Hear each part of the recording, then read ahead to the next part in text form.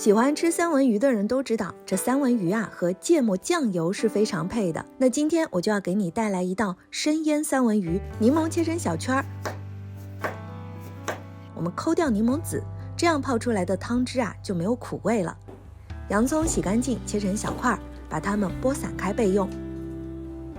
大蒜切片，虽然说配菜看着有点多，不过正是因为有了它们，这味道才更加的好哦。生姜切片，青线椒切小圈儿，小米椒也切成小圈儿。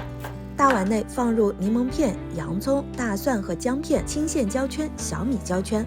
锅内倒入1小碗量的清水，挤入适量的芥末，搅拌均匀。倒入1大勺量的生抽，加一些白糖。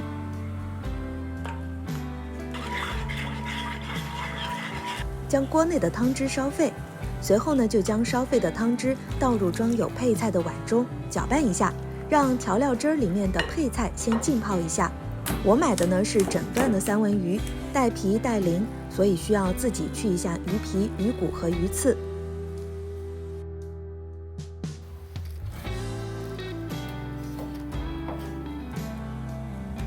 再将处理好的三文鱼切成稍微厚一点的片状，大小的话不固定，你喜欢切多大就切多大。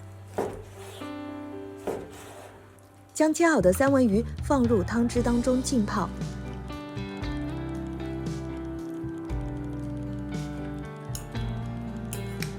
滴入一些白酒，稍微拌一拌之后呢，用保鲜膜封住，放入冰箱冷藏，这样的话口感会更加的好。三文鱼泡上2个小时之后取出来，那这个三文鱼就已经很入味了，吃起来啊是嫩嫩滑滑的，有酸有甜有咸有辣，非常的开胃，快来试试吧。